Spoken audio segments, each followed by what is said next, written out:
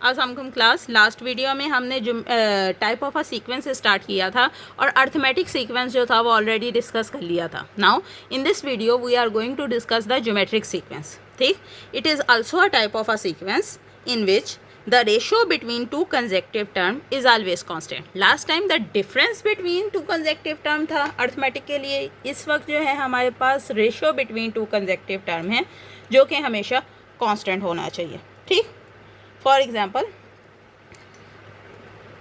an+1 mean second term divided by first term is equal to r. Second term divided by first term is equal to r, where r is the common ratio. Here r is the common ratio. Okay ji, these are some examples of geometric sequence. Let's check.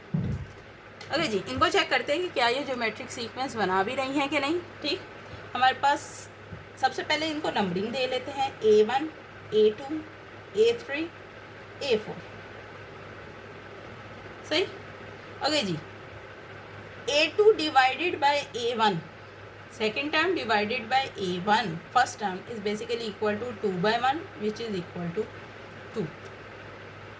ठीक, okay इसी तरह से A3 और A2 का ratio check कर लेते हैं which is equal to 4/2 which is again 2, और A4/A3 which is equal to 8/4 which is again equal to 2। सही, ये जो 2 आ रहे हैं वो बेसिकली हमारे पास R की वैल्यू है और R वो जो कॉमन रेशियो है। सही, क्योंकि इनका जो रेशियो है वो सारी वैल्यूज़ का, सारी टर्म जितनी भी टर्म्स थी उनका रेशियो जो है वो कॉमन आ रहा है, इसलिए ये एक ज्योमेट्रिक सीक्वेंस है।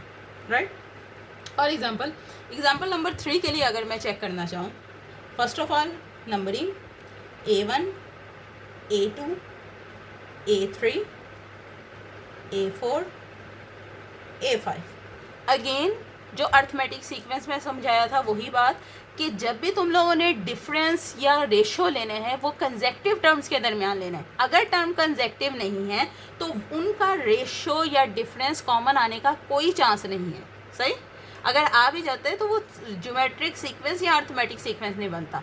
अर्थमेटिक या ज्योमेट्रिक सीक्वेंस बनने के लिए जो टर्म तुम लोगों ने सेलेक्ट करनी है वो कंसेक्टिव टर्म्स होनी चाहिए। सही, 2, 3, 5, 7 सो ऑन। ठीक भाई जी, लेट्स से मैं A5 और A4 का रेशियो चेक करती हूँ। इस सीक्वेंस के A5 और A4 का चेक करती हूँ। सही, A5 हमारे पास 2/27। सही, A4 है हमारे पास 2/9। सही, थोड़ा सा सिंप्लीफाई मोड में लिखते हैं 2/27 मल्टीप्लाई 9/2। सही, 2 से 2 कैंसिल।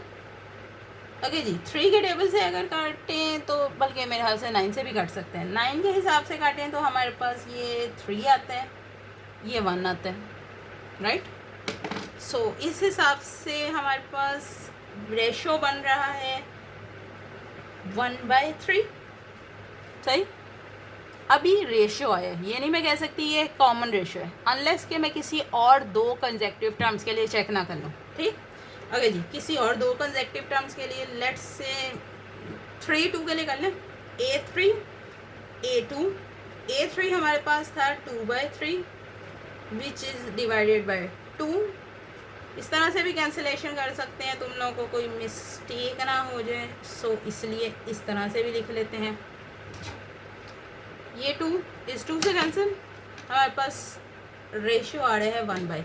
सही, सो इसका मतलब है कि ये एक ज्योमेट्रिक सीक्वेंस है। This is a geometric sequence with common ratio 1/3। सही, this is a geometric sequence with common geometric sequence with common ratio 2। Right, इसी तरह से तुम इसके लिए भी चेक कर सकते हैं। आई थिंक इसका कॉमन रेशियो जो है वो -1 आएगा। राइट, ओके जी, मेरे पास एक क्वेश्चन है। फर्स्ट ऑफ ऑल मैंने ये चेक करना है कि क्या ये अर्थमेटिक सीक्वेंस है या ज्योमेट्रिक सीक्वेंस है। सबसे पहले तुम लोगों को जब भी कोई सीक्वेंस दिया जाएगा तुम लोगों ने सबसे पहले ये चेक करना है कि क्या ये अर्थमेटिक सीक्वेंस है या ज्योमेट्रिक सीक्वेंस है, दोनों के तरीके तुम्हें पता है। अर्थमेटिक के लिए कॉमन डिफरेंस, सही, और ज्योमेट्रिक के लिए कॉमन रेशियो, राइट। सो सबसे पहले ये चेक करना है। दूसरी बात जो हमें क्वेश्चन में पूछी हुई है, एक उसकी जनरल टर्म देनी है, दूसरा A107 मैंने कंप्यूट करके देना है, राइट। सो सबसे पहले मैंने सीक्वेंस की एंट्रीज लिख के उसको लेबलिंग कर लिया, A1 2 सो ऑन 6, ठीक। अब रेशियो चेक कर लेते हैं, क्या ये ज्योमेट्रिक सीक्वेंस है, ठीक। Let's say A3 divided by A2। A3 हमारे पास, ये जो अभी चेक कर रहे थे, ये वही वाला सीक्वेंस है एग्जैक्ट। वैसे चेक करने की ज़रूरत तो नहीं है, लेकिन फिर भी तुम लोगों को चेक कर देती हूँ, 1/3, सही।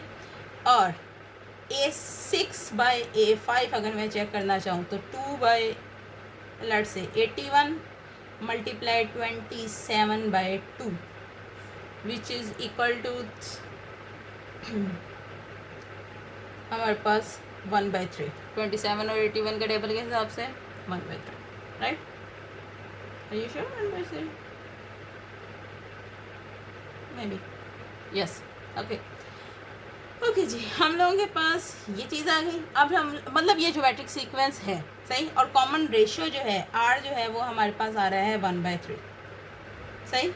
दूसरी बात, फर्स्ट टर्म जो है इस वक्त यहाँ पे है 6, सही।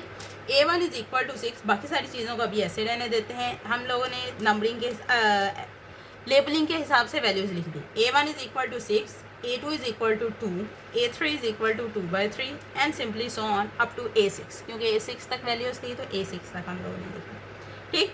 अब अगर मैं फर्स्ट वाली टर्म को एज इट इज़ रहने देती हूँ, ठीक, उसमें कोई चेंजिंग नहीं कर रहे हम लोग।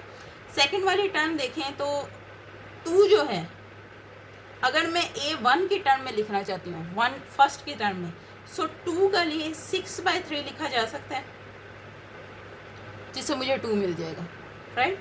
इसी तरह से 6 के हिसाब से 6/9 2/3 बन जाते हैं, 6/27 6/81 6/243 एंड सो ऑन, सही। हमारे पास इन सारी वैल्यूज़ को अगर इसको सिंप्लीफाई करो 6/243 को, तो एग्जैक्ट यही वैल्यू आती है, कोई डाउट ना रखना, ठीक। सो ये हमारे पास जो है वो वैल्यू का आंसर आ गया, ठीक। ओके जी। अब ये जो मैंने सीक्वेंस बनाए हैं अपनी आसानी के लिए, अगर मैं इसको ऑब्जर्व करूं, यहाँ पे 6 हर जगह जो है वो कॉमन है, सही। सो इसलिए मैंने 6 को अलहदा लिख लिया। फॉर एग्जांपल अब मैं यहाँ पे let's say A17 term find करना चाहती हूँ, इनको देख के अंदाज़ा लगाते हुए, सही। सो इस हिसाब से जो चीज़ मुझे समझ आ रही है, 6 हर एक में आ रहे हैं। सो सबसे पहले मैंने 6 अलहदा कर लिया, सही। दूसरी चीज़ जो मैंने ऑब्जर्व की थी 1 के अलावा, वो 1/3 का टेबल जो था वो नीचे मुसलसल चल रहा था डिनोमिनेटर में, सही। एक दफ़ा 3 की वैल्यू 1, 3 की पावर 2, 3 की पावर 3, इस तरह देख लेते हैं, 3 की पावर 4, 3 की पावर 5, सही। अब मतलब एक चीज़ जो कंफर्म है वो 1/3 भी आएगा। अगर मैं A17 बना रही हूँ तो 6 तो आएगा, साथ में 1/3 भी आएगा। अब क्या चीज़ रह गई है कि 1/3 पे पावर कौन सी होगी, सही। अब जब 2 था तो पावर हमारे पास 1 थी, 3 की दफ़ा 2, 6 की जगह 5, विच एम्प्लाइज डेट 17 की जगह 16। और अगर इसी चीज़ को मैं जनरल फार्मूले के तौर पे लिखना चाहूँ तो an की दफ़ा हमारे पास आ जाएगी 6 इंटू 1/3 की पावर n-1। अब 6 क्या था, बेसिकली फर्स्ट टर्म थी, 1/3 क्या था, r था, सही। अब अगर मैं फार्मूले में वैल्यूज़ रिप्लेस करूँ तो an क्या था, 6 इंटू 1/3 की वैल्यू n-1। ये हमारे पास जनरल फार्मूला बन जाता है ज्योमेट्रिक सीक्वेंस का। This is a general formula of geometric sequence. Question में हम लोगों को क्या क्या कहा हुआ था कि an फाइंड करो, वो हो गया। अब दूसरा है A107 फाइंड करना है। A107 फाइंड करने के लिए हमारे पास जहाँ n था वहाँ 107 आ जाएगा, यहाँ पे भी 107। A1 इस सीक्वेंस के लिए 6 था और R जो कॉमन रेशियो था वो इस सीक्वेंस के लिए 1/3 था। वैल्यूज पुट करके जस्ट सिंप्लीफिकेशन कर दिया, सही। अगेन चेक करने के लिए जो टर्म तुम्हें सीक्वेंस में ऑलरेडी दी हुई हैं उनमें से कोई नंबर सेलेक्ट करो और उसको इस फार्मूले के ज़रिए फाइंड